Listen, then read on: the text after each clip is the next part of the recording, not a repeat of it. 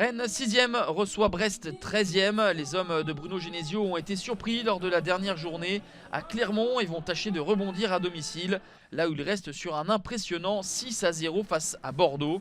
L'objectif pour les Brestois est de retrouver la constance qui leur avait permis d'enchaîner 6 succès de rang. La dernière victoire face à Lille doit guider les hommes de Michel Derzakarian dans cette direction. Et le début de match, il est plutôt à l'actif des Rennais avec ce ballon dans la profondeur pour Martin Terrier qui tombe sur un excellent Marco Bizotte.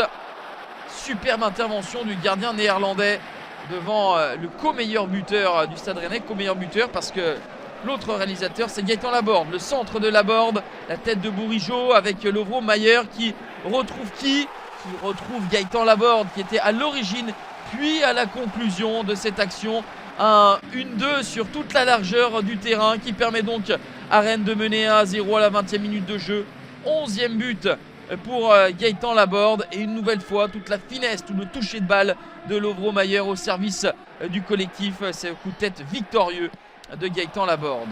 On le retrouve, l'attaquant du Stade Rennais avec cette frappe dans un angle fermé. Marco Bizotte se montre encore une fois inspiré. Et que dire de cette main ferme sur cette nouvelle volée de Gaëtan Laborde. Les Brestois sont acculés, ont très peu d'opportunités de porter le danger à l'approche du but de Dogan Alemdar. Ici, Bizotte est supplé par son montant. Brest aura un tir cadré dans cette première période, l'œuvre de Steve Mounier.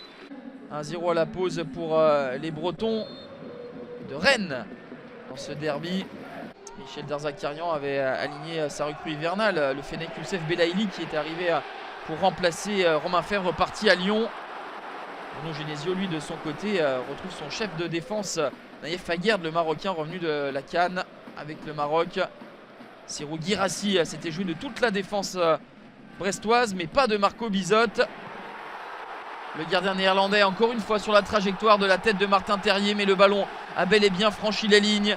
À la 90e minute, ça fait 2-0 pour Rennes et 11e but également pour Martin Terrier. Les Brestois vont s'incliner au Roazhon Park et devront réagir dans les prochaines semaines avec des adversaires qui jouent leur maintien. 3, Reims et Lorient. Là, face à une équipe calibrée pour l'Europe, les hommes de Michel Derzakarian n'ont fait que de subir un seul tir cadré dans toute la rencontre. 2-0 pour Rennes, 5e qui s'accroche aux places européennes et ne pointe qu'à 5 points du podium. Brest reste dans le ventre mou à 9 points de son adversaire du jour et à 8 points de Metz, barragiste.